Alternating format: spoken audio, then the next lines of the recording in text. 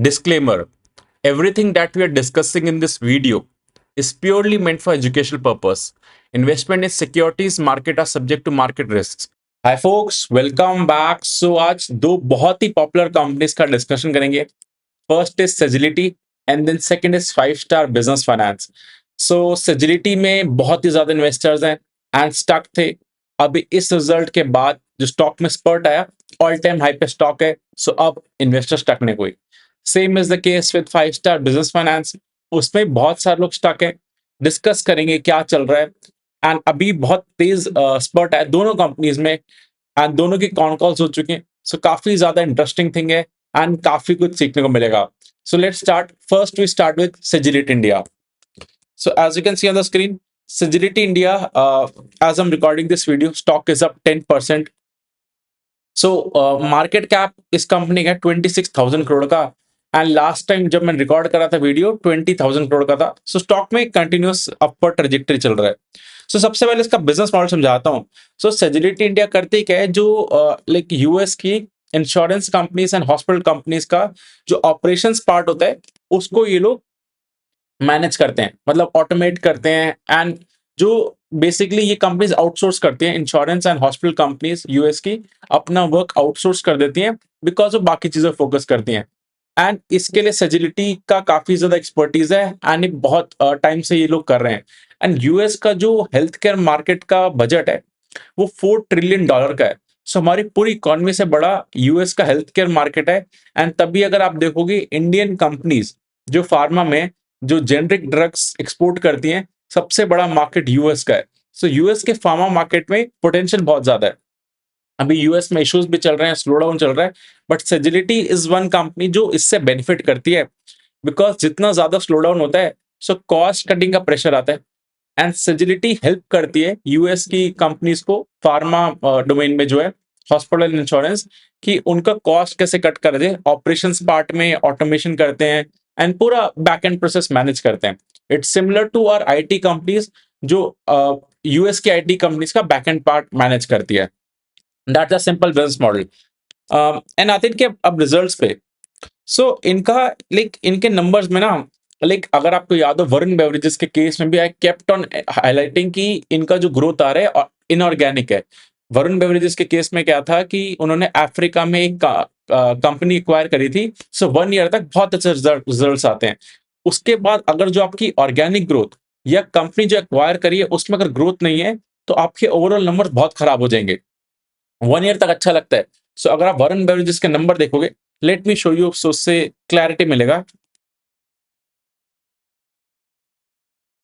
सो Varun beverages के अगर आप नंबर्स देखोगे, सो कंपनी के नंबर 30% का ग्रोथ आ रहा था डिस्पाइट स्लो डाउन. देन जैसे ही वो 1 साल हुआ, 4 क्वार्टर के बाद ये ग्रोथ 2% -2 +2 पे आ गया बिकॉज वो इफेक्ट खत्म हो गया. So similar is the case with Sagility. अभी आएंगे कि उसमें ऐसा कुछ है कि नहीं. तो सेजिलिटी में क्या है, इन्होंने ब्रॉड पाथ एक कंपनी है जिसको एक्वायर करा था. तो सेजिलिटी के मैनेजमेंट ने हाईलाइट करा था कि इन लोगों को जो लो एंड मिड साइज कंपनीज हैं, हॉस्पिटल इंश्योरेंस कंपनीज, उनमें एंटर करना था बिकॉज अभी उन कंपनीज ने अपना आउटसोर्स वर्क कम करा है. So BroadPath has help them to work in that field. So एक स्ट्रैटेजिक एक्विजिशन था. So because of that acquisition इनके नंबर से बहुत ही अच्छे आ रहे हैं. सो अगर आप देखोगे इनका जो सेल्स का नंबर है, लाइक जो रिपोर्ट करे इन्होंने, let me show you, yes 25.5% का ईयर ग्रोथ है. सो एक्चुअली जो हमारी आईटी कंपनीज हैं, क्योंकि ये यूएस में ही काम करती है, ऑलमोस्ट 100% बिजनेस यूएस का है. सो इन सारी कंपनीज को 3-4% का जो है करेंसी का बेनिफिट मिलता है. जितना इंडियन रुपी डिप्रिशिएट करता है हर साल उतना इनको बेनिफिट होता है. सो इनकी ग्रोथ जो है 25.5% है. बट अगर करेंसी सेम रहे, मतलब डॉलर टर्म्स में इन्होंने जो पैसा कमाया 21.4% है, वो हमें ज्यादा फोकस करना चाहिए. एंड अगर आप इसका ऑर्गेनिक ग्रोथ देखोगे, जो सेजिलिटी का अपना ग्रोथ है विदाउट एक्विजिशन, वो 16% का है. सो कंपनी 16-18% से ही ग्रो कर रही है, उसमें भी कांस्टेंट करेंसी में 11%. सो 11-12-13% से लोग ग्रो करते हैं, प्लस 2 से 3% ऐड कर लो करेंसी का बेनिफिट. सो 16-17% से ही कंपनी डिलीवर कर रही है ऑर्गेनिकली. सो उस पर फोकस करना चाहिए बिकॉज ये वन टाइम जो एक्विजिशन है उसके बाद कैसा ग्रोथ रहता है वो एक अनसर्टेनिटी होती है. एंड की मैनेजमेंट भी लो मिड टीन्स का मिड टीन्स का गाइडेंस देती है, सो उससे भी तो अच्छे नंबर्स आ रहे हैं। सो अगर आप देखोगे इनके एक चीज अच्छी हुई है कि मार्जिन एक्सपेंशन सिग्निफिकेंट हुआ है। सो इनके मार्जिन 26% के रिपोर्ट करे इस कंपनी ने। सो जो ब्रॉड पाथ इन्होंने जो एक्विजिशन करा ना, उसके मार्जिन कम थे सेजिलिटी से, तो इनकी मैनेजमेंट हाईलाइट कर रही थी कि इनके मार्जिन भी 20 to 23% के अप्रॉक्स आएंगे, बट इनको ऑपरेटिंग लेवरेज एंड का ग्रोथ अच्छा आ रहा है। सो इस वजह से now the management has revise the margin guidance. So जब मार्जिन आपके बढ़ते हैं तो आपका सेल्स ग्रोथ से ज्यादा प्रॉफिट ग्रोथ होता है, वो चीज सेजिलिटी में प्ले आउट कर रही है। सो लास्ट क्वार्टर अगर देखोगे तो सेजिलिटी का ऑर्गेनिक ग्रोथ 18% था, इस बार ऑर्गेनिक ग्रोथ 16% है। लाइक कांस्टेंट करेंसी में 2-3% कम कर लो, बट 17-18% से ही कंपनी ग्रो कर रही है। एंड बिफोर कंटिन्यूइंग, दो अनाउंसमेंट करना है कि काफी लोगों ने बेल आइकन प्रेस नहीं करा है, सो नोटिफिकेशंस नहीं आते, so you can click on it.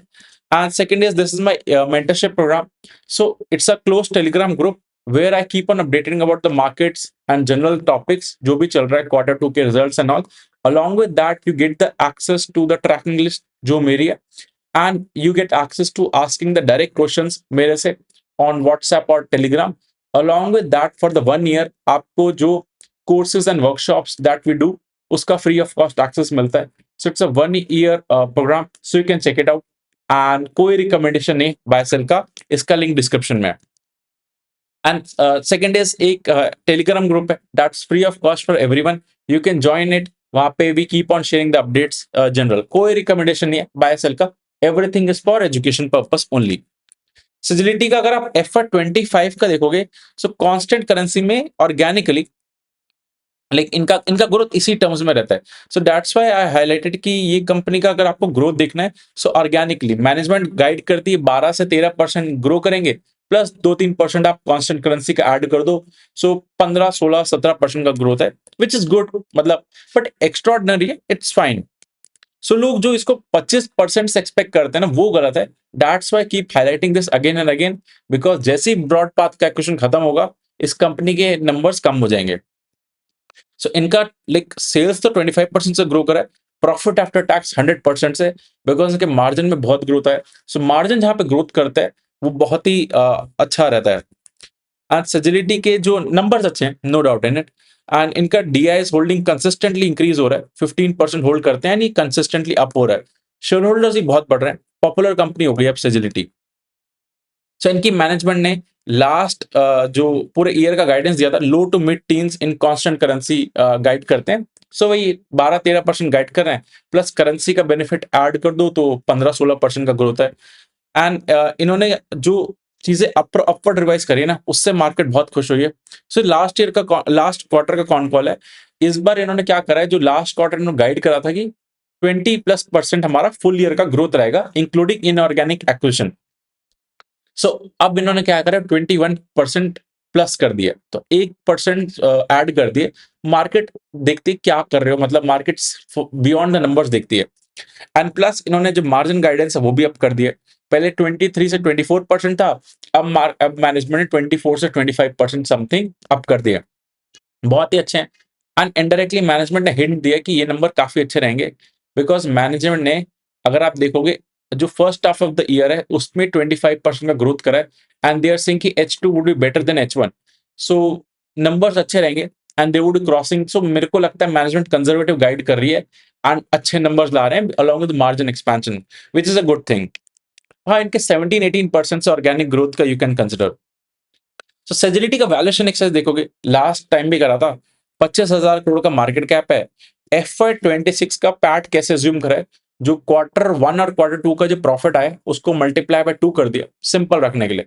सो 1074 करोड़ का प्रॉफिट होता है। सो इसको मैंने क्या करा है, फॉरवर्ड पी, आज का पी तो समथिंग 32-33 है। सो फॉरवर्ड पी क्या होता है, आज का मार्केट कैप डिवाइड बाय 1 साल बाद का प्रॉफिट। सो फॉरवर्ड पी आपका आता है 24। सो 24 का प्राइस टू अर्निंग रेशियो है। एंड एक्सपेक्टेड ग्रोथ जो मैं long term point of view से लूंगा, 18% का जो कर रही है, लाइक कांस्टेंट करेंसी का बेनिफिट मिला के जो 2-3% है। सो 18% ग्रोथ इनका पास्ट ट्रैक रिकॉर्ड देख के, सो इनका पेग रेशियो क्या आता है, पेग रेशियो क्या होता है, 1 साल का फॉरवर्ड पी डिवाइड बाय जो फ्यूचर का ग्रोथ है। सो ये नंबर आता है 18 1.3 का। सो 1 से लेस ज़्यादा अच्छा होता है। सो एक कंपनी अच्छा कर रही है। सो काफ़ी लोग ने काफ़ी कंसर्न रेज़ करा था कि I am negative, I am not at all negative. It's something अच्छा कर रही है, बट कोई एक्स्पोनेंशियल कुछ ऐसा नहीं, इट्स फाइन, मतलब इट्स अ फाइन डील। सो इनको एक्चुअली यूएस का H1B वीज़ा का कोई नेगेटिव इम्पैक्ट नहीं है, बिकॉज़ इनके जो एम्प्लॉइज़ हैं, जो यूएस में काम करते हैं, वो ग्रीन कार्ड होल्डर्स हैं, वहीं के एम्प्लॉइज़ हैं, और जो बाकी कंट्रीज़ के हैं, जो वहीं पे काम करते हैं। So this company is not impacted because of the US slowdown, actually they are benefiting out of it. So that's the thing about Sagility. Okay, कोई रिकमेंडेशन नहीं ऑफ बाय और सेल। नेक्स्ट आता है 5 स्टार बिजनेस फाइनेंस पे। सो 18,000 करोड़ की एक small cap company है, and अगर आप देखोगे इसने काफी इन्वेस्टर्स को बहुत परेशान करा है। ये कंपनी बहुत ज्यादा अच्छा ग्रो करती थी, 25-30% से कंसिस्टेंटली ग्रो करती थी अ, 1 साल पहले तक। एंड सबसे ज्यादा ये लोग इंटरेस्ट पे पैसा देते थे, 23-24% पे लाइक लेंड करते थे पैसा। हाईएस्ट था इंडस्ट्री में, मार्जिन भी अच्छे थे, बहुत एग्रेसिव ग्रो कर रही थी, सबसे अच्छी लग रही थी कंपनी। देन सडनली ग्रोथ में इशू आया, एनपी आ गए। सो डिस्कस करते हैं अभी क्या स्टोरी है। सो पहले 5 स्टार बिजनेस फाइनेंस का थोड़ा डिस्कशन करते हैं। साउथ बेस्ड लेंडर है। इनका मेजर सबसे बड़ा रेवेन्यू जो आता है तमिलनाडु से आता है। एसेट अंडर मैनेजमेंट जो है, जो लोन्स कितने बांट रखे, 38%। देन इनका बाकी एक्सपोजर आंध्र प्रदेश में है, कर्नाटका में है। देन अभी न्यू रीजन्स में भी एंटर कर रहे हैं, मध्य प्रदेश में। सो आपको सबको याद होगा कि कर्नाटका में एक ऑर्डिनेंस आया था कि जो अनसिक्योर्ड लेंडिंग हुई है, उधर आप पे मत करो, गवर्नमेंट के एंड से रूल आया था। सो जितने भी कर्नाटक के लोग हैं, मतलब जो अनसिक्योर्ड लोन ले रखे थे, लोगों ने रीपेमेंट बंद कर दिया।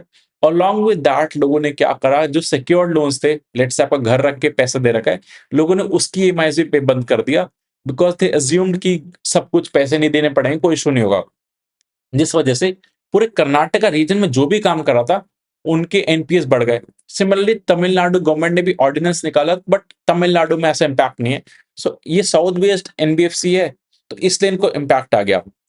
एंड ये भी क्या करते हैं, 100% एसेट बैक लेंडिंग, आपका घर या ऑफिस रख के आपको पर्सनल यूज के लिए पैसा देते हैं। एंड इनका जो टिकट साइज है ना, 3 से 4 लाख रुपए का लोन देते हैं, एक लोन जो देते हैं। सो ये कम है, मतलब कंपेयर टू जो बाकी कंपनीज लेंड करती हैं। तो लेकिन थोड़ा सा लोअर टिकट साइज में जाते हैं, मतलब वहां पे रिस्क बढ़ जाता है, बट इनको रेट ऑफ इंटरेस्ट बहुत अच्छा मिलता है, 24% का। एंड यही इंटरेस्ट रेट जो है ना, इनकी management last couple of quarter से हाईलाइट कर रही थी कि कम होगा, बिकॉज आरबीआई कंसर्न्स रेज कर रही है, इतने ज्यादा आप रेट नहीं रख सकते, आपको कम करना पड़ेगा। So we are clearly seeing the down trend in terms of जो लेंडिंग रेट है, उससे क्या और स्प्रेड्स पे इंपैक्ट आ रहा है, आई विल शो यू। सो अब इनके पहले क्वार्टर 1 के नंबर्स देखते हैं। सो इनके नंबर्स कंसिस्टेंटली खराब हो रहे थे, मतलब एसेट अंडर मैनेजमेंट का जो ग्रोथ है, इसी से पता चलता है। लाइक बाकी कंपनीज में सेल्स ग्रोथ होता है, लेंडिंग कंपनीज में एयूएम ग्रोथ होता है। सो 18% से ग्रो करा है, क्वार्टर ऑन क्वार्टर 3% से। सो बैंक्स एनबीएफसी के केस में आपको क्वार्टर ऑन क्वार्टर भी इंपॉर्टेंट होता है देखना, बिकॉज सिचुएशन बहुत क्रिटिकली इवैल्यूएट करनी पड़ती है क्या चल रही है। इनके डिस्बर्समेंट डी ग्रोथ कर गए, सो इश्यूज चल रहे हैं, तभी ये हो रहा है इनका। देन अगर आप देखोगे, ये जो है 24% 24.18% पे लेंड करते थे, एंड इनको 12% भी पैसा मिलता था। अभी करंट सिचुएशन है कि 23% पे दे आर लेंडिंग, एंड इनको 9.27% पे पैसा मिलता है।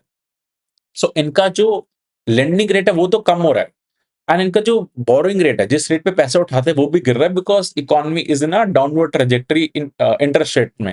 तो इनका ओवरऑल हमें देखना स्प्रेड किस डायरेक्शन में है। सो पहले इनको स्प्रेड जो मिलते थे 14.5% का एंजॉय करते थे, मतलब जिस रेट पे पैसा लिया वर्सेस जिस रेट पे पैसा दिया, सो बीच का इनका स्प्रेड एंजॉय करते थे।